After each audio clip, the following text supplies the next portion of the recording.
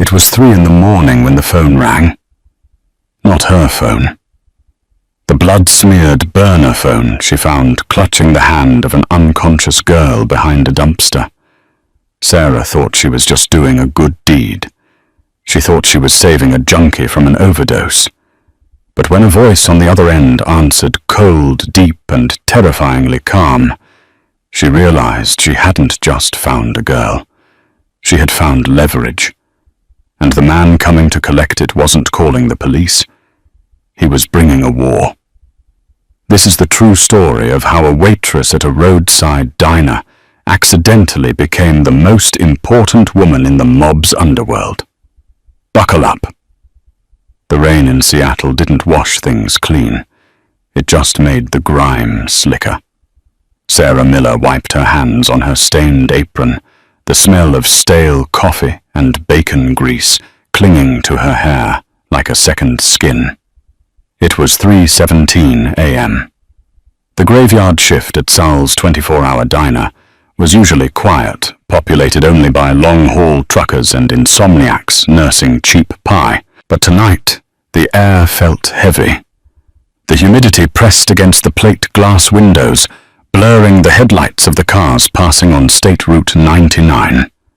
"Hey, Sarah Trash, run!" Sal shouted from the kitchen, the clatter of pans punctuating his rasp. "I'm going, Sal." "Keep your shirt on," Sarah muttered, grabbing the heavy black bags. She kicked the back door open, bracing herself against the gust of wind and rain. The alley behind the diner was a graveyard of broken bottles and wet cardboard. The single sodium light bulb above the door flickered, casting twitchy yellow shadows against the brick wall. Sarah heaved the bags into the dumpster, the plastic straining. She wiped the rain from her eyes, turning to go back inside when a flash of white caught her peripheral vision. It was a sneaker. A pristine white designer sneaker. Balenciaga, maybe. Sarah knew brands only from magazines she couldn't afford. She drove a beat-up 2008 Honda Civic and lived in a studio apartment the size of a closet. That sneaker didn't belong in an alley behind Sal's. "Hello," Sarah called out, her voice trembling slightly. She took a step forward. Behind a stack of wooden pallets, a figure lay crumpled in the mud.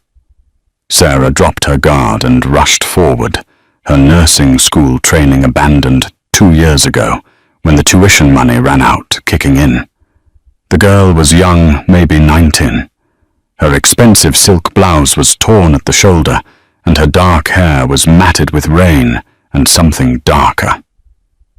Blood. "Hey, can you hear me?" Sarah knelt in the mud, ruining her jeans checking for a pulse. It was thready weak. The girl's skin was clammy, her lips tinged with blue. "Overdose," Sarah whispered to herself. She checked the girl's arms. No track marks. She checked her pupils. Pinpricks. Then the phone rang. It wasn't Sarah's phone. It was coming from the girl's clutch, which lay open in a puddle. It was a sleek black device, unbranded. No case. It vibrated violently against the asphalt. Sarah hesitated. The screen didn't show a number. It just said, "Papa." If this girl was in trouble, her dad needed to know. Sarah snatched the phone up with wet hands and swiped right. "Hello. Listen, I found your daughter. She's... Do not speak." The voice on the other end stopped Sarah's heart. It wasn't panicked.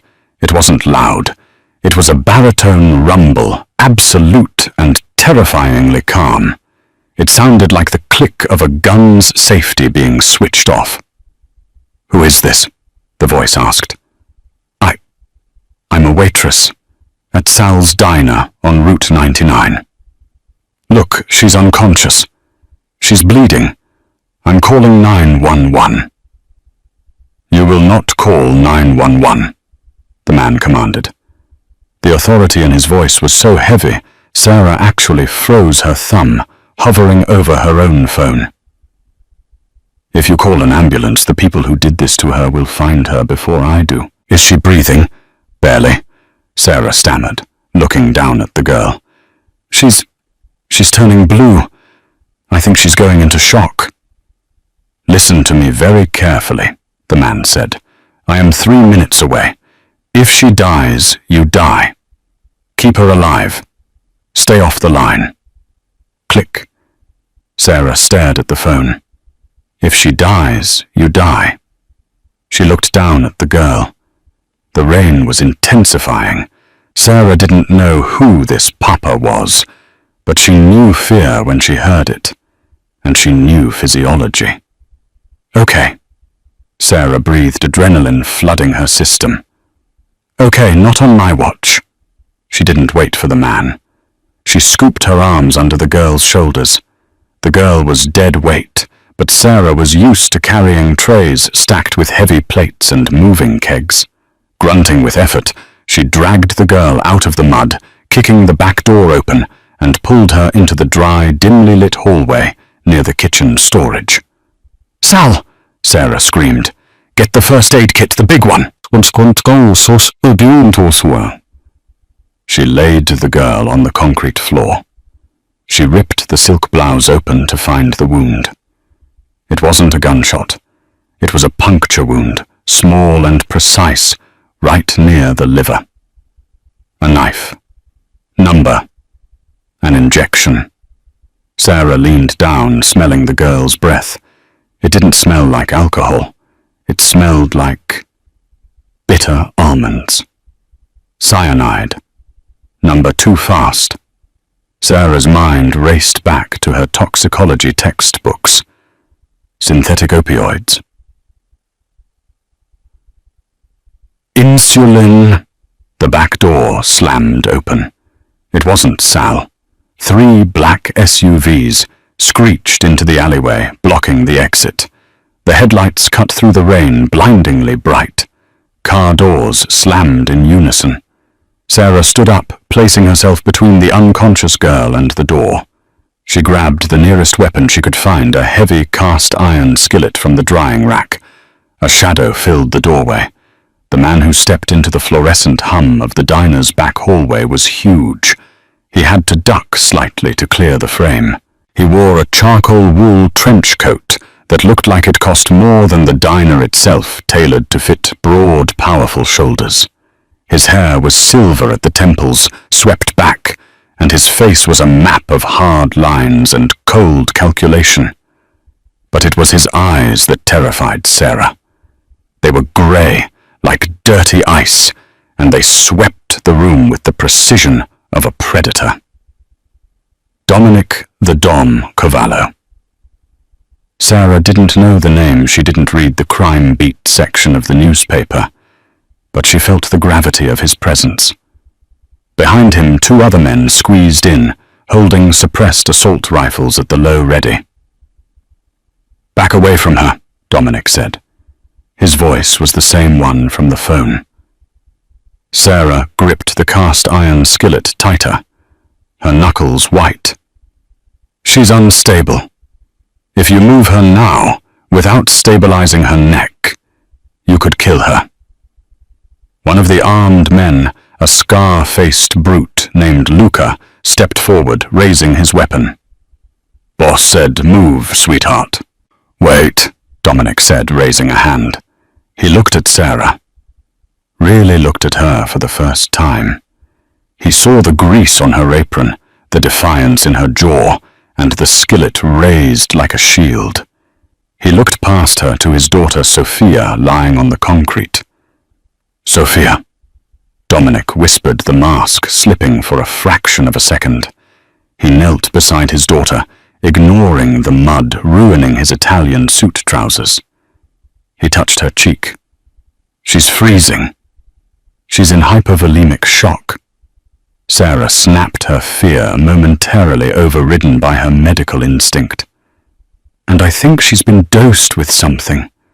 Her pupils are pinned, but her breath smells sweet. Ketamine, or a synthetic sedative. Dominic looked up at Sarah. You're a doctor, nursing school dropout, Sarah said. "And if you drag her into a car now, she'll aspirate. Turn her on her side. Now." Dominic hesitated, then nodded to Luca. "Do as she says." "Boss, we have to go. The Irish are probably 5 minutes behind us," Luca hissed, checking his watch. "We don't move her until she's stable." Dominic roared, the sound echoing off the tile walls. He looked back at Sarah. "What do you need? Who? Blankets, heat. And, do you have Narcan or adrenaline? Medical kit, SUV-2, now." Dominic ordered the second guard. Within seconds, the hallway was a makeshift trauma center. Sarah worked with a focus that surprised even herself. She elevated Sophia's legs on a stack of flour sacks. She wrapped her in the thermal blankets from the SUV. She directed the Mafia boss, the man who probably ordered hits before breakfast, to hold his daughter's head. "She's not waking up," Dominic said, his voice tightening. For the first time, the monster of Seattle sounded like a terrified father. "Her heart rate is dropping," Sarah said, her fingers on Sophia's carotid artery. "She's bradycardic. We need to get her to a hospital. Street. Jude's is 10 minutes away." "No hospitals," Dominic said sharply. "No police. No paper trails." "She could die," Sarah screamed at him. "This isn't a mob movie. She needs a ventilator." "We have a private facility," Dominic said, standing up and towering over Sarah. "And you're coming with us." "Excuse me." Sarah stepped back, hitting the shelving unit. "You know what she's been dosed with. You know her vitals, and you've seen my face." Dominic buttoned his coat. It wasn't a request. Luca grabbed the girl, carefully. "You," he pointed at Sarah, in the car. "I can't just leave. I'm on shift. Sal will be compensated," Dominic said. He pulled a thick roll of $100 bills from his pocket and tossed it onto a tray of defrosting burger patties. "That buys the diner." And his silence. Before Sarah could protest, the second guard grabbed her arm. It wasn't painful, but it was firm. There was no arguing with these men. They moved with military efficiency. Sophia was loaded into the back of the lead SUV. Sarah was shoved into the middle seat of the second vehicle, right next to Dominic.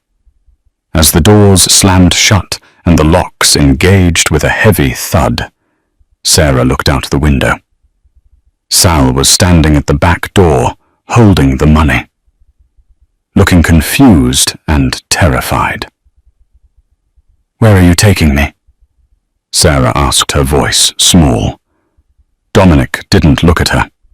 He was staring at the tablet mounted on the back of the driver's seat, watching the GPS tracker of the lead car. He pulled a silver pistol from his holster and placed it on his lap, checking the chamber. "Somewhere safe," Dominic said. "Or somewhere you'll be buried. That depends entirely on whether my daughter wakes up."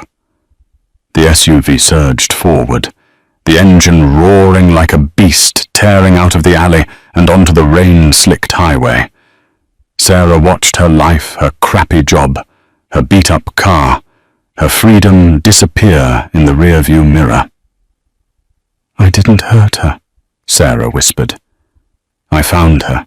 Dominic turned his head slowly. The passing streetlights strobed across his face.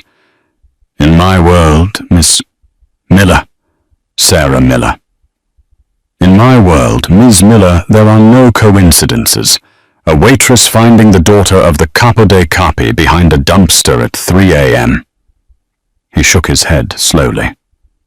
"You better pray you're just a good Samaritan, because if I find out you were planted there, I will peel your life apart, layer by layer." Sarah swallowed hard. She looked at his hands, hands that were currently trembling just slightly. "She's allergic to penicillin," Sarah blurted out. Dominic frowned. "What? Your daughter, Sophia? She has a medical alert bracelet. I saw it when I checked her pulse." If your private doctor gives her a standard antibiotic cocktail to prevent infection from the cut, she'll go into anaphylactic shock. Dominic stared at her. The silence in the car was suffocating. He picked up his phone and dialed. "Tell the doc no penicillin.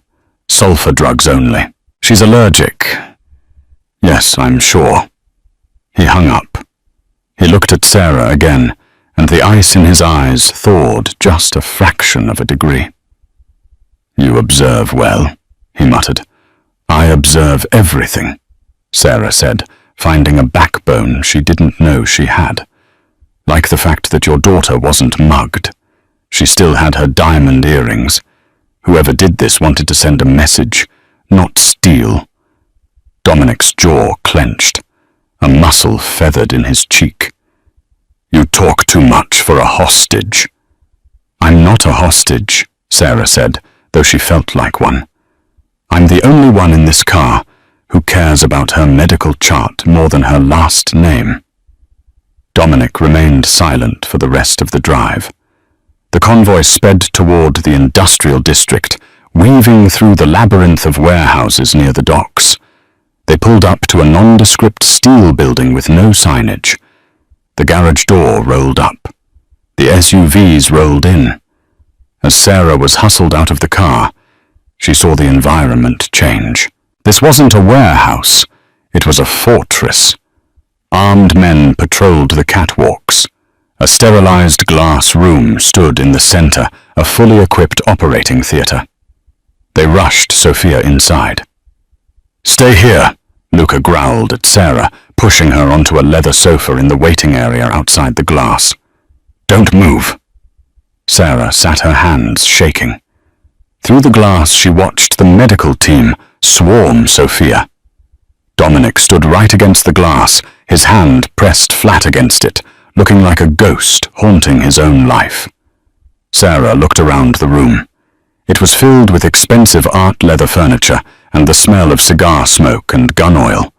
On the coffee table in front of her was a file folder stamped "Confidential." Curiosity was a dangerous thing, but Sarah had already been threatened with death tonight. She glanced at Luca. He was distracted, talking into his earpiece. Sarah leaned forward and nudged the folder open with her finger. A photograph slid out. It was a picture of her, Sarah Miller. Taken 3 days ago, walking into the diner. Her breath hitched in her throat. "Why do you have a picture of me?" she whispered to the empty room. Suddenly, the doors to the medical bay burst open. The doctor, a balding man in blue scrubs, ran out, looking pale. "Mr. Cavallo," the doctor stammered. "We have a problem. The toxicology report is back." Dominic turned his face a mask of fury. "What is it?" "It's not a street drug," the doctor said. "It's a proprietary neurotoxin, the kind used by the Vitti family." Dominic went still. "Vitti? My own lieutenant." "And?" The doctor hesitated, glancing at Sarah sitting on the couch. "The only known antidote requires a specific enzyme match for synthesis. We need a blood donor, immediate relative, or someone with a rare O-negative variation." Dominic cursed. "I'm A positive." Sarah stood up slowly. The room spun. "I'm O-negative," she said. Dominic and the doctor turned to stare at her. "Test her," Dominic ordered. "Now." As Luca grabbed her arm again to drag her into the medical bay, Sarah's mind reeled back to the photo on the table. They had been watching her. Before tonight. Before the alley. This wasn't an accident. And as the needle pierced her vein, Sarah realized she wasn't just a witness anymore. She was the key. The hum of the centrifuge was the only sound in the room, a rhythmic whirring that matched the pounding in Sarah's temples. She was lying on a gurney, a thick tube running from her left arm into a machine which then fed into another tube connected to Sophia. The girl looked like a porcelain doll broken by a careless child. Her skin was translucent, the blue tinge around her lips slowly fading to a pale pink as Sore's O-negative blood, rich with the synthesized enzymes the doctor had frantically prepared, cycled into her system. Sarah felt cold. Bone-deep cold. Losing a pint of blood was one thing. A direct, high-volume transfusion, while stressed and dehydrated, was another. Dominic Cavallo sat in a leather armchair between the two gurneys. He hadn't moved for an hour. He had discarded his trench coat, rolling up the sleeves of his white dress shirt, to reveal forearms corded with muscle and a faded tattoo on his left wrist. Omerta. He wasn't looking at his daughter. He was watching Sarah. "You're shaking." Dominic stated his voice devoid of the earlier aggression replaced by a clinical observation. "I'm freezing." Sarah chattered, pulling the thin hospital blanket tighter with her free hand. "And I'm lightheaded. You took a lot." Dominic signaled to the corner of the room. "Luca, get her a steak, rare, and spinach. She needs iron." "I'm a vegetarian," Sarah mumbled, her eyes drooping. Dominic raised an eyebrow. "Not tonight, you're not. You eat what I tell you to eat, or you pass out and die. I don't need 2 corpses tonight." "You have a terrible bedside manner." Sarah slurred, the exhaustion finally winning. "I'm not a doctor, Ms. Miller. I'm a businessman." Sarah forced her eyes open, locking onto his grey stare. The adrenaline was fading, leaving room for the anger to return. "About that business. The photo." Dominic stiffened. He leaned forward, elbows on his knees. "What photo?" "Don't play dumb," Sarah whispered, though her voice lacked force. "On the table outside, in the folder. You had a picture of me, taken days ago. You were stalking me before I found her." Dominic's expression didn't change, but the air in the room shifted. He stood up, walked to the door, and snapped his fingers. Luca handed him the folder Sarah had seen earlier. Dominic flipped it open. He stared at the photo of Sarah in her diner uniform. He flipped the page. There were bank statements, her address, a copy of her nursing school transcript, and a photo of a man Sarah hadn't seen in 5 years. Her brother, Michael. Dominic walked back to the gurney and held the photo of Michael up. "Do you know this man?" Sarah's breath hitched. That's my brother, Michael. I haven't spoken to him since 2018. He's in rehab in Arizona." "He's not in Arizona," Dominic said, his voice dropping to a dangerous growl. "He's in Seattle, and he works for the Vitti family."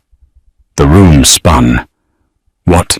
This folder," Dominic said, tossing it onto her legs, "wasn't in my archives. We took it off the body of the man who dumped Sophia in the alley. My men caught up to the 3rd car that fled the scene. They didn't survive the interrogation, but they had this." Sarah stared at the folder. "I don't understand." "It means," Dominic said, leaning over her, his face inches from hers, "that finding Sophia wasn't an accident. They dumped her at your diner, on your shift, because they knew you were there." "Why?" Tears pricked Sarah's eyes. "I'm nobody." "Because Michael stole something from Vitti," Dominic explained, his tone icy. "Something worth millions. Vitti couldn't find Michael, so he decided to send a message. He poisoned my daughter a declaration of war and left her with Michael's sister to frame your family. If I had arrived 5 minutes later, my men would have found you standing over my dead daughter."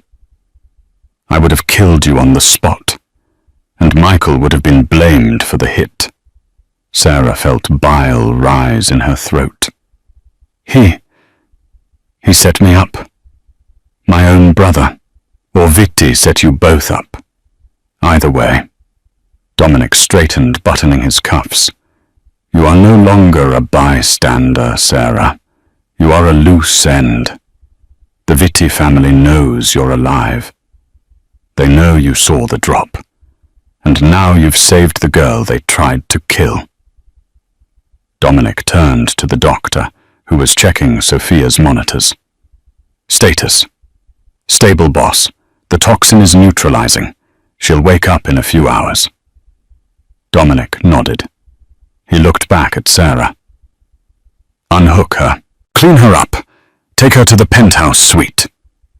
I want to go home, Sarah protested weakly as the nurse removed the needle from her arm. Dominic laughed, a dry, humorless sound. Home to your studio apartment with the broken lock on 4th Street. Vitti has a hit team probably tossing that place right now looking for you. You go home, you're dead by sunrise. He turned to leave, pausing at the door. You saved my daughter Sarah. That buys you my protection. It does not buy you your freedom. Until this war is over, you belong to me. Sarah woke up in a bed that cost more than her car. The sheets were Egyptian cotton, cool and silky against her skin. The room was bathed in the soft grey light of a Seattle morning. Rain streaked against floor-to-ceiling windows that offered a panoramic view of the Space Needle and the churning grey waters of Puget Sound. She sat up gasping as a wave of dizziness hit her. She was wearing a silk oversized t-shirt that wasn't hers. Her clothes, her greasy apron, her jeans were gone. Good morning. She jumped. Dominic was sitting on a velvet chaise lounge in the corner of the room, reading a physical newspaper. He was dressed immaculately in a navy suit, looking as if he hadn't spent the night watching a woman bleed into his daughter. Where am I? Sarah rasped. My penthouse. Downtown. Dominic said, not looking up from the paper. There's fresh clothes in the closet, your size. Or close enough. Bathroom is through the left door. Come out when you're decent. We have breakfast. I told you I'm not hungry. Dominic lowered the paper. The look he gave her was withering. And I told you I don't care. Eat. Sarah gritted her teeth. She climbed out of bed, her legs wobbly. She found the bathroom a marble sanctuary with a waterfall shower. She caught her reflection in the mirror. She looked pale, dark circles under her eyes, a small bruise forming in the crook of her arm where the needle had been. She washed her face, brushed her teeth with a spare toothbrush sitting on the counter, and found a pair of black yoga pants and a cashmere sweater in the closet. They fit perfectly. Too perfectly. When she emerged, a cart had been wheeled in. Silver platters covered in domes. The smell of coffee, good expensive espresso, filled the air. Dominic poured a cup and slid it across the glass table toward her. Drink. Sarah sat wrapping her hands around the warm ceramic. Is Sophia okay? Dominic's hard expression softened just for a moment. She's awake, weak but awake. She's asking for the woman who found her. Can I see her? Later, Dominic said. He cut a piece of sausage and pointed it at her with his fork. First we talk about Michael. Sarah sighed, putting the cup down. I told you. I haven't seen him. He got into drugs when our mum died. He ran with a bad crowd. I tried to help him. I paid for rehab twice. Eventually, I had to cut him off. He stole my rent money. He stole my nursing school tuition. He's a grandiose thief, Dominic murmured. The Vitti family claims he stole a ledger, a digital key to their offshore accounts. Michael can barely work a smartphone, Sarah scoffed. He's not a hacker. Desperation makes people innovative, Dominic said. Listen to me, Sarah. Vitti is old school. He's brutal. He thinks Michael gave the ledger to you for safekeeping. That's insane. It is. But in our world, perception is reality. As long as Vitti thinks you have it, you are a target. And as long as you are with me— He paused, taking a sip of his coffee. He will think we are working together. So I'm bait, Sarah concluded, her voice rising. You're keeping me here to draw Vitti out. Dominic stood up, walking over to the window. I'm keeping you here because you have O-negative blood, and my daughter might need another transfusion if she relapses. And because— He hesitated. Because what? Dominic turned. The morning light caught the sharp angles of his face. He looked dangerous, yes, but also burdened. Because I owe you a debt. The Cavallo family pays its debts. Suddenly the intercom on the wall buzzed. Boss, Luca's voice crackled through. We have a situation at the lobby. A package delivery. No return address. Dominic's eyes narrowed. Clear the lobby. Bomb squad. Already done. But boss, it's not a bomb. It's a phone. It's ringing. Dominic strode to the wall panel and pressed the button. Patch it through. A voice filled the penthouse living room. It was high-pitched, manic, and familiar. Sarah. Sarah, are you there? Oh, God. Sarah, pick up. Sarah dropped her coffee cup. It shattered on the marble floor. Michael. Sarah. Michael sounded like he was hyperventilating. Listen, I didn't mean for this to happen. They made me do it. They said they'd kill you if I didn't drop the girl there. Dominic motioned for Sarah to stay silent, but she scrambled toward the intercom. Michael, where are you? I don't know. A basement. It's dark. Sarah Vitti wants the key. I told him I gave it to you. I told him it's in your locket. Sarah's hand flew to her neck. She wore a cheap silver locket, a gift from her grandmother. It was empty. You did what? Sarah screamed. Michael, you lied to them. You put a target on my back to save yourself. They were hurting me, Sarah. I had to give them something. Just give it to them, please. I don't have anything. The line crackled. A new voice came on. Smooth, oily, heavy, with a thick New York accent. This was Salvatore Vitti. Mr. Cavallo, Vitti purred. I believe you have something of mine. The girl, and the ledger. Dominic leaned into the intercom, his voice dropping to that terrifying baritone Sarah had heard in the alley. I have your death sentence, Sal. You touched my daughter. And you have my money, Vitti replied. Trade the waitress and the ledger for her brother. You have until midnight, or I send Michael back to you in pieces, starting with his fingers. The line went dead. Sarah stood frozen, the silence of the penthouse deafening. She looked at Dominic. He lied, she whispered. Michael lied to them. He told them I have this key. He bought himself time, Dominic said, his face unreadable. He traded your life for another day of his. I have to go, Sarah said, panic rising. I have to explain to them. You go out there, they grab you, they realize you don't have the key, and they kill you both, Dominic said brutally. Think, Sarah. So what do we do? Let him die? Dominic walked over to her. He crunched over the broken ceramic of the coffee cup, not caring about the mess. He stopped inches from her. He reached out and touched the locket at her throat. His fingers were warm, his touch surprisingly gentle. No, Dominic said. We don't let him die. And we don't give them you. He unclasped the locket from her neck. He opened it. Empty. We give them exactly what they want, Dominic said, his eyes gleaming with a dark plan. A ledger. A fake one. We're going to rig a trap. And who is going to deliver it? Sarah asked, trembling. Dominic looked into her eyes. The tension between them crackled fear mixed with a strange magnetic pull. I am, Dominic said.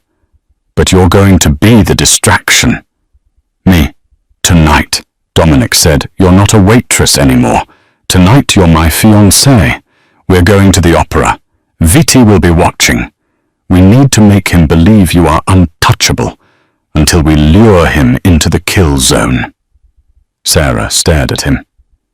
You want me to pretend to be yours? Dominic leaned in his lips, brushing her ear. For tonight, Sarah, you are mine. Wear the red dress in the closet. The war starts at 8 p.m. The dress was a weapon. It was crimson silk, backless, with a neckline that plunged dangerously low and a slit that rode high up her thigh.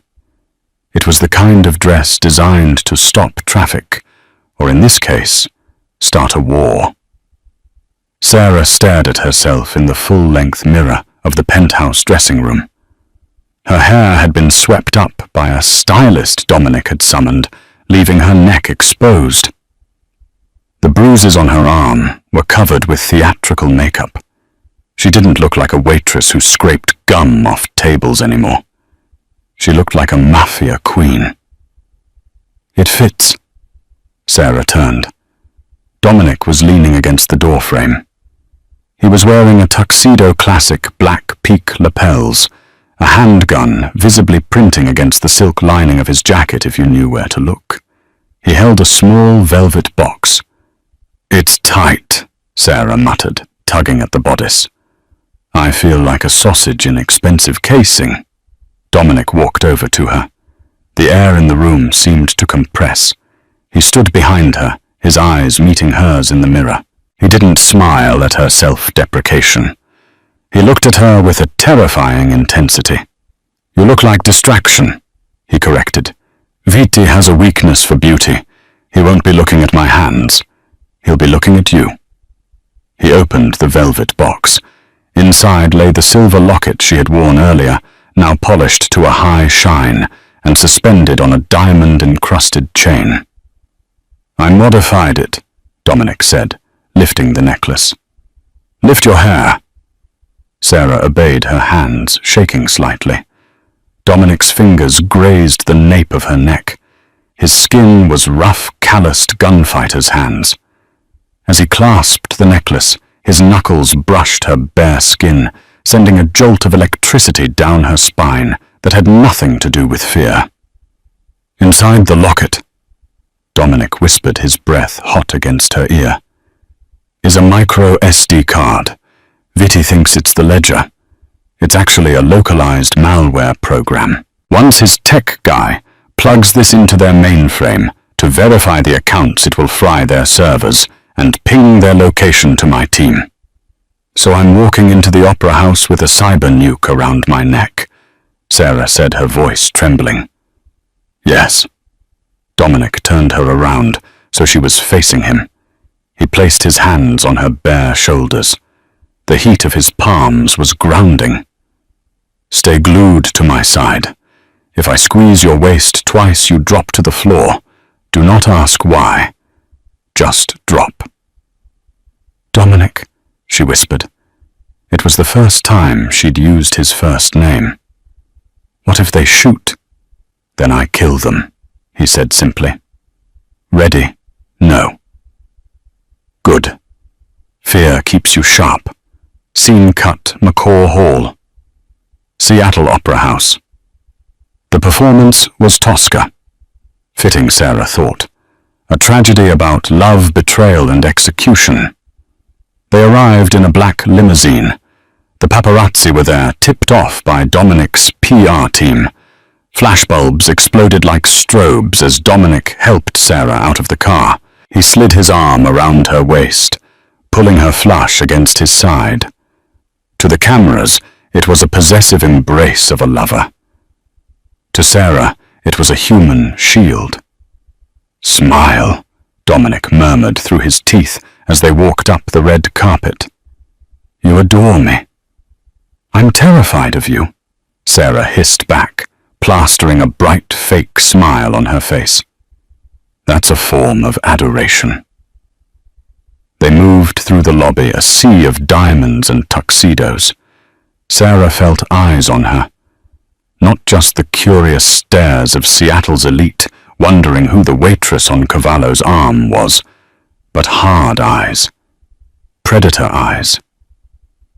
"Box 4, Dominic told the usher. They took their seats in the private box. The lights dimmed. The orchestra swelled. Sarah sat in the velvet chair, her heart hammering against her ribs.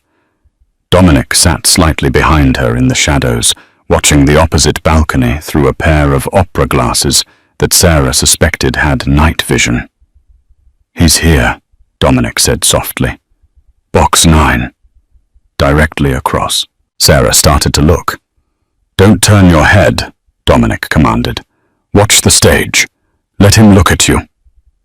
Sarah stared at the soprano on stage, but her mind was racing. "Does he have Michael? My scouts say no. Michael is being held at a secondary location. The opera is just for the meet. Viti wants to verify you have the necklace before he authorizes the trade." Suddenly the curtain to their box swept open. Sarah jumped. Dominic didn't flinch. His hand moved imperceptibly toward his tuxedo jacket. A man stepped in. He was short, wearing an ill-fitting suit. He held a tray of champagne. "Compliments of Mr. Viti," the man said, his voice trembling. He wasn't a waiter. He was a messenger. He placed 2 glasses on the ledge. Under one of the glasses was a napkin with a phone number scrawled on it. "Tell Mr. Cavallo," the man stammered, looking at Dominic, "that the price has gone up." Dominic stood up, looming over the small man. "The deal was the ledger for the boy. Mr. Viti likes the girl," the messenger said, glancing at Sarah. "He says, throw her in and he won't burn the boy's eyes out before he kills him." Sarah went cold. Dominic moved so fast, Sarah almost missed it. He grabbed the messenger by the throat and slammed him against the velvet-covered wall of the box. The sound was muffled by the crescendo of the orchestra. "You go back to Sal," Dominic growled, his face inches from the man's terrifyingly pale face. "You tell him to look at his phone." Dominic pulled his own phone out and pressed a button. Across the theater in Box 9, a small commotion occurred. Viti's phone had just received a live video feed. "Tell him," Dominic whispered, "that my team is currently sitting outside his mother's nursing home in Florida. If he touches the boy, Grandma Viti stops receiving her oxygen." It was a bluff. Sarah knew it had to be a bluff. Dominic had been with her all day. But the cold cruelty in his voice made her believe it. The messenger nodded frantically, gasping for air. Dominic released him. "Get out!" The man fled. Dominic sat back down, adjusting his cuffs. He picked up the champagne glass and sniffed it. "Arsenic. Amateur." "Did you mean it?" Sarah asked, her voice barely audible. "About his grandmother?" Dominic looked at her. The stage lights reflected in his grey eyes. "I don't kill innocents, Sarah. But Viti doesn't know that. In this world, the monster they imagine is always scarier than the monster that exists." His phone buzzed. A text message. "The docks. Pier 54. 1 hour. Bring the girl." "It's time," Dominic said, standing up. "Show's over." The rain had returned, turning the Seattle docks into a slick black oil painting. Dominic's convoy. 3 SUVs, armored and heavy, rolled silently onto Pier 54. It was a desolate stretch of concrete, surrounded by shipping containers, stacked like rusty monoliths. "Stay in the car," Dominic ordered Sarah. "No," Sarah said. She reached for the door handle. "He's my brother.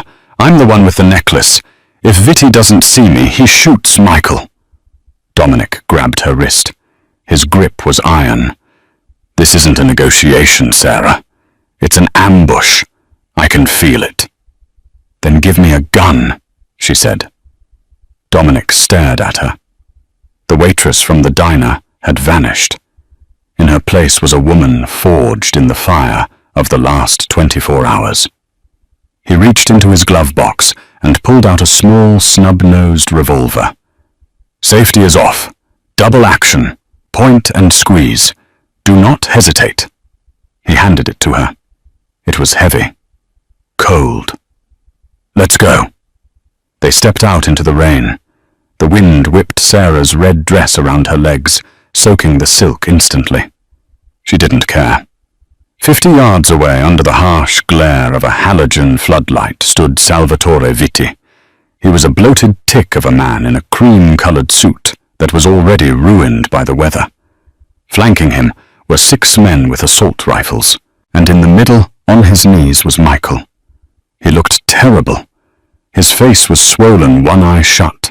His hands were zip-tied behind his back.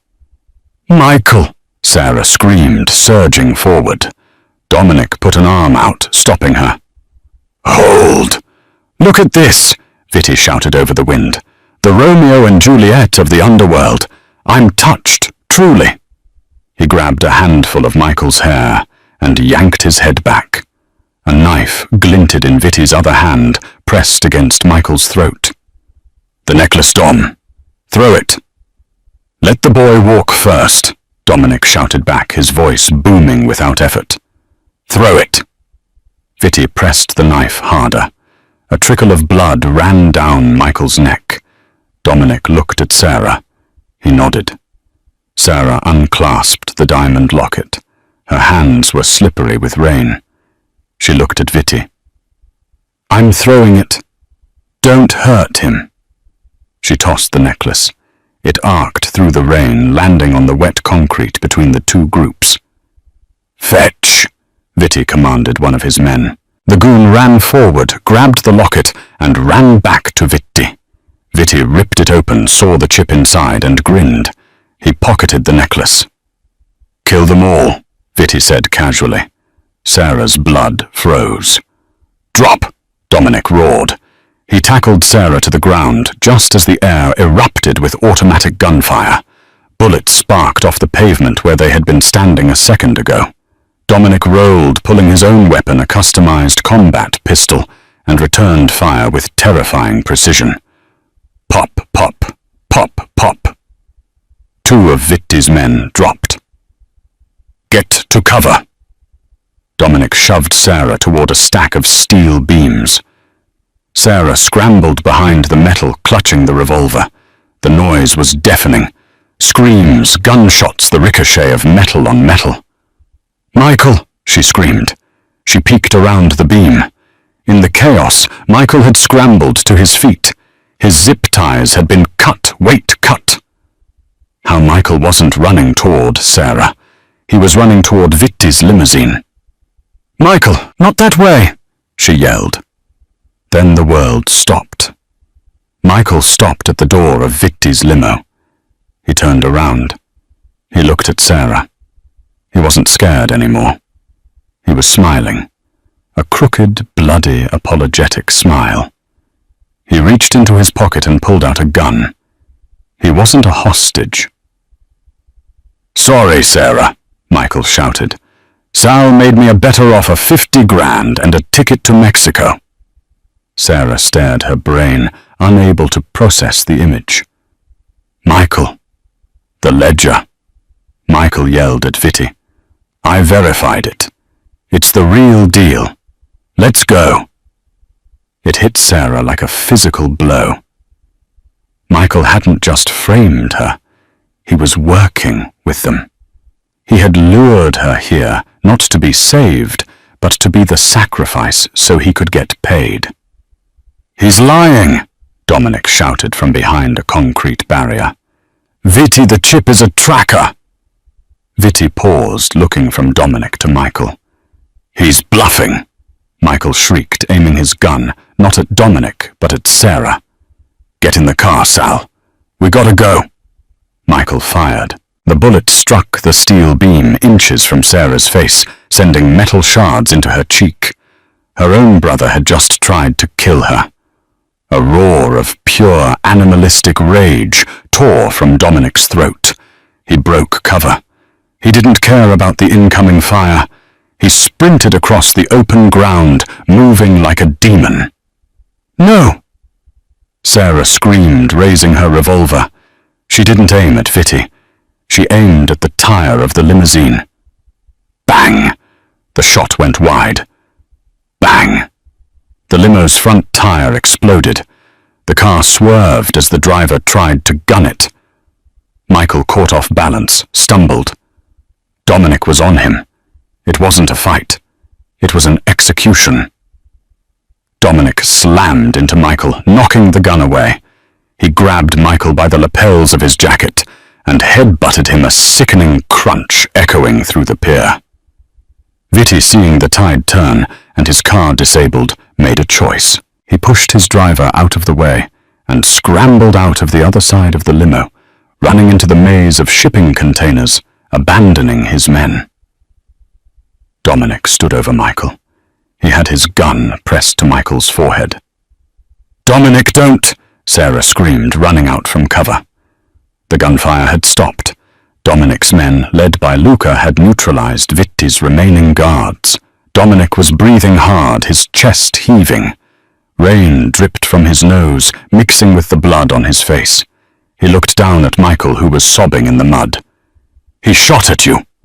Dominic snarled, his finger whitening on the trigger. "He sold you for $50,000. "He's my brother," Sarah wept, grabbing Dominic's arm. "Please, don't make me watch you kill him." Dominic looked at Sarah. He saw the anguish in her eyes, the betrayal that was hurting her more than any bullet could. Slowly, agonizingly, Dominic lowered the gun. "He is not your brother," Dominic said, his voice low and deadly. "He is a rat." He stepped back. "Luca, get him out of my sight. If I see him in Seattle again, I will skin him alive." Luca grabbed Michael, dragging him away into the darkness. Michael didn't look back at Sarah. He just wept like a coward. Sarah stood trembling in the rain. The adrenaline crashed. Her knees gave way.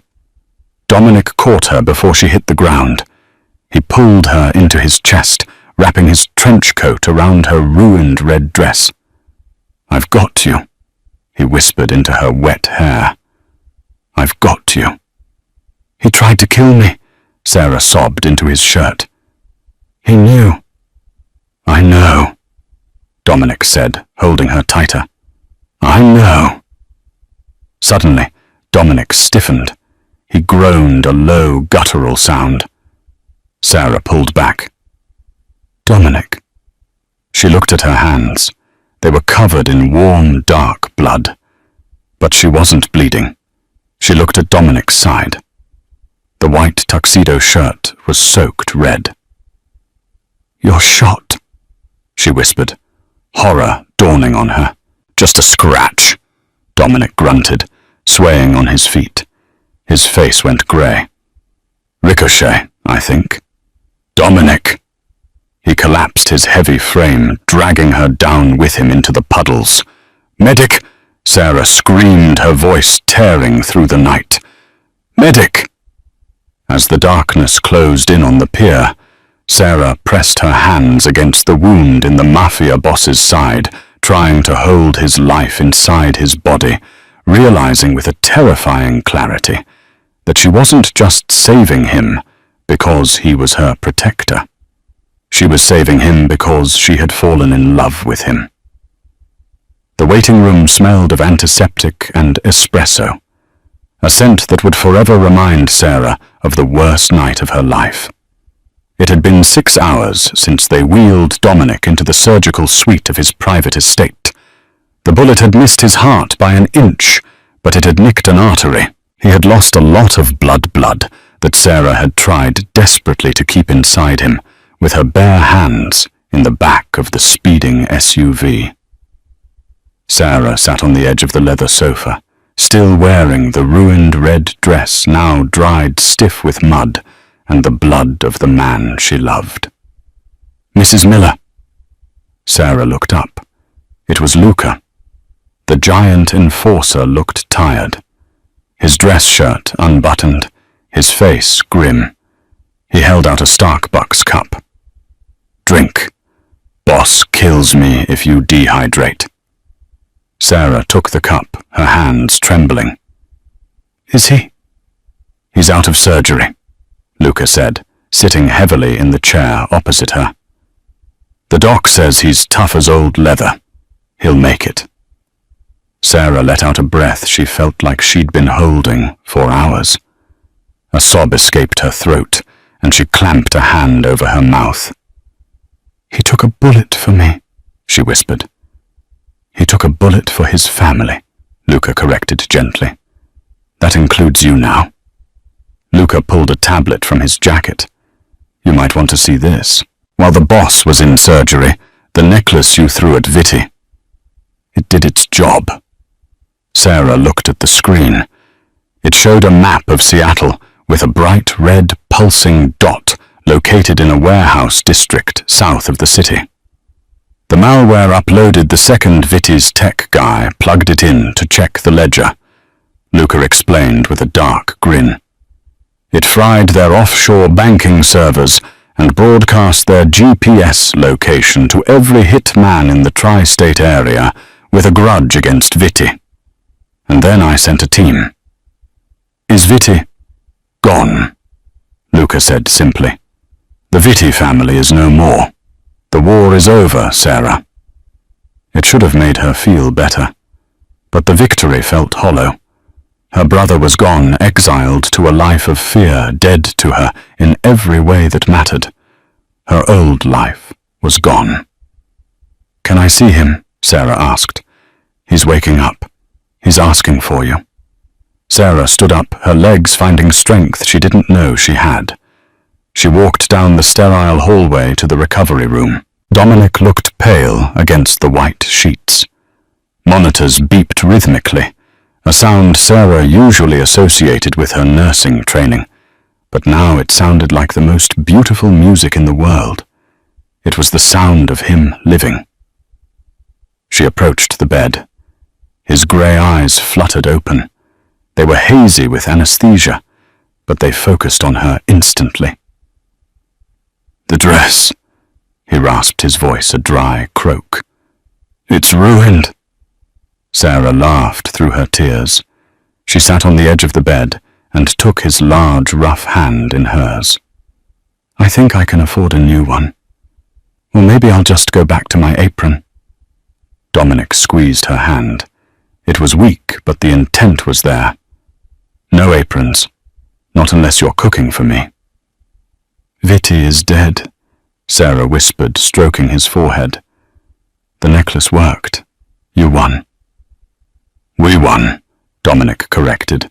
He closed his eyes for a moment, fighting a wave of pain. "Your brother.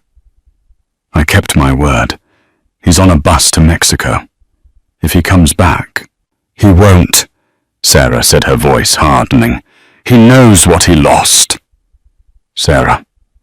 Dominic looked at her again, the intensity returning to his gaze, piercing through the drugs. "I told you that you were a guest until the war was over." Sarah's heart dropped. "So, I can go back to my studio apartment?" Dominic moved his hand, cupping her cheek, his thumb brushing away a smudge of dirt. "The war is over," he said softly, "but the debt isn't paid. You saved my daughter. You saved me, and I..." He paused, struggling with the words. I don't think I can sleep without you in this house anymore." "Is that a job offer?"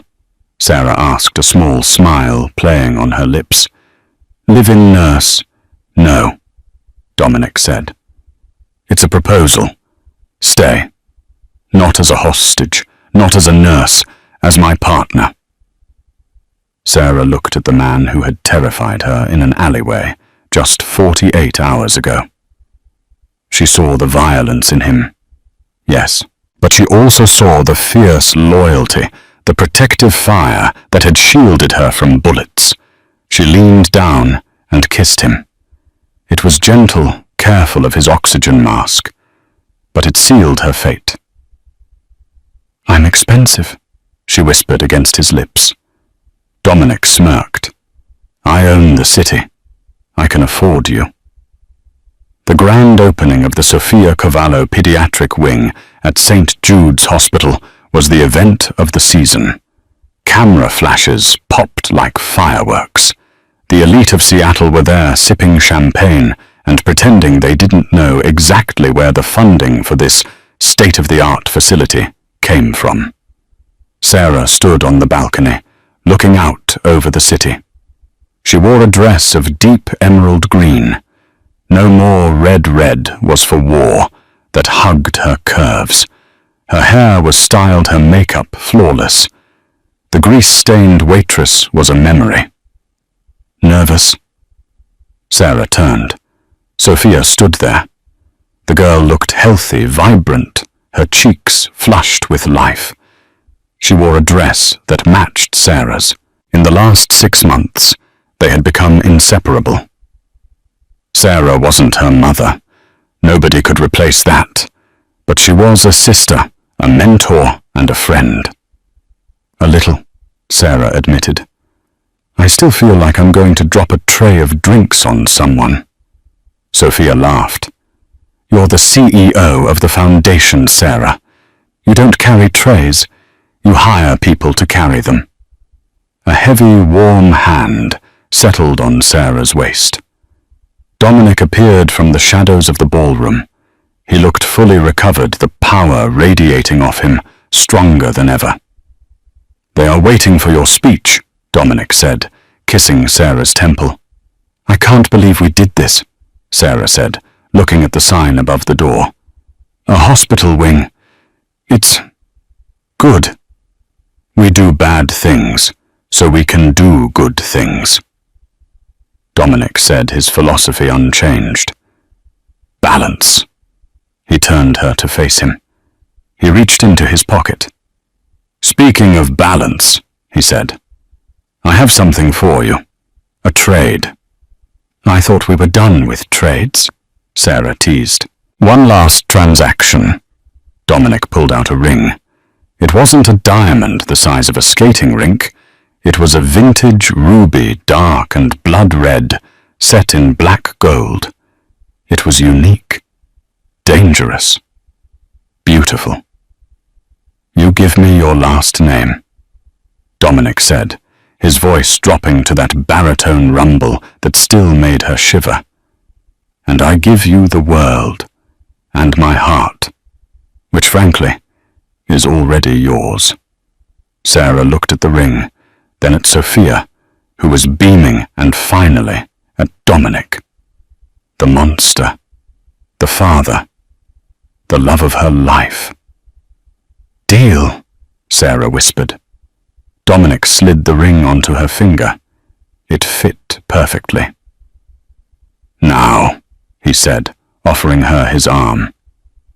"Let's go tell the world that the king has found his queen." As they walked back into the light of the ballroom, Sarah didn't look back at the dark, rainy streets of Seattle. She had found her place in the chaos. She had answered the late-night call, and it had led her home. And that is the story of Sarah and Dominic, from a rain-soaked alleyway to the top of the criminal underworld. Sarah started as a waitress, trying to save a life, and ended up ruling the city. It turns out sometimes the scariest wrong number is the right call after all. I really hope you guys enjoyed this series. It was a roller coaster of betrayal, action, and romance. If you did, please hit that like button. It seriously helps the algorithm, so I can keep bringing you these long-form stories. Don't forget to subscribe and turn on the notification bell, and I want to hear from you in the comments. If you were Sarah, would you have forgiven Michael, or would you have let Dominic handle him permanently? Let's argue in the comments below. Thanks for watching, and I'll see you in the next story.